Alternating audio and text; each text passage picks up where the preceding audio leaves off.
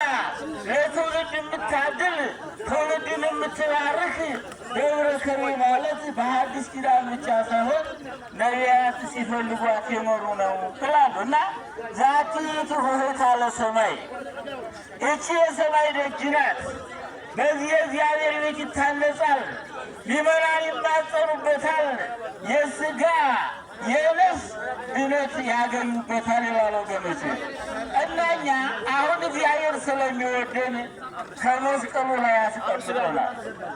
መስቀል ማለት ደግሞ አጋንንት የሚባረሩበት፣ መንፈሳውያን ሰዎች የሚባረኩበት፣ ለክርስቲያኖች ኃይል ቢሆን ባታውያን በገዳም ካህናት በእጃቸው እናቶቻችን በሚለብሱት ልብስ ሳይቀር በግንባራቸው ሳይቀር መስቀልን እየተነቀሱ እየተወቀሩ አጋንንትን ድል እየነሱበት የሚኖሩት ኃይል ስለሆነ የመስቀሉ ነገር ይላል ሐዋርያው።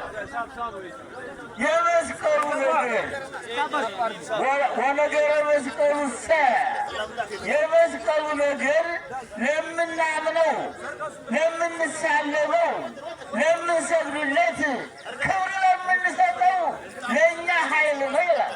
ለማያምኑት ግን ሞኝነት ነው። ሞኝነት ነው። መስቀሉን አለማመን ሞኝነት ነው። ለምነው መስቀሉን የምናምነው ስንል እግዚአብሔር አክብሮታል፣ ደሙን አፍስሶበታል፣ መድኃኒት አድርጎታል። እግዚአብሔር ያከበረውን ማክበር፣ እግዚአብሔር የወደደውን መውደድ ግድ ስለሆነ ሐዋርያው እንዲህ ይላል፣ እግዚአብሔር ያጸደቀውን ማን ይኮንናል? አደራ ወገኖች፣ እግዚአብሔር ያጸደቀውን ጽደቅ ያለውን ለምሳሌ እዚህ ላይ አንድ ቃል ብንወስድ ፈያታዊ ዘየማን ፈያታዊ ዘጸጋም በመስቀሉ ላይ ከክርስቶስ ጋር አብረው የተሰቀሉ እነሱ በኃጢአታቸው ክርስቶስ ዓለምን ለማዳን በመስቀል ላይ ተሰቅለው ሳለ ከሁለቱ አንዱ ምን አለ? እንደው ሌላውን ልተውና እኛ የተሰቀልነው እኛ የተገረፍነው በኃጢአታችን ነው።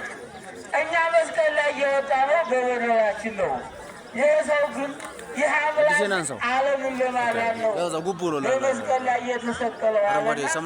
ያኛው ደግሞ አምላክ ይሁን ንጉሥ ይሁን በመስቀል እንዴት ይሰቀላል አለ። በግራ የቆመው በቀኝ የቆመው አምላክነቱን ተረድቶ ተዘከረኒ እግዚኦ በውስተ መንግሥትከ አለ። አንተ ዓለምን ለማዳን መጥተህ ነው የተሰቀልከው። በመንግሥትህ አስበኝ፣ መከራዬን ቁጠርልኝ፣ አምላክ መሆንክን አውቃለሁ አለና ሲለምነው አንተ ትቀድሞ ለአዳም በውስተ ገነት አለ። አምላክ ደግሞ እነሆ አንተ እኔ የተሰቀልኩት ለአዳም ልጆች ነው። ከአዳም ልጆች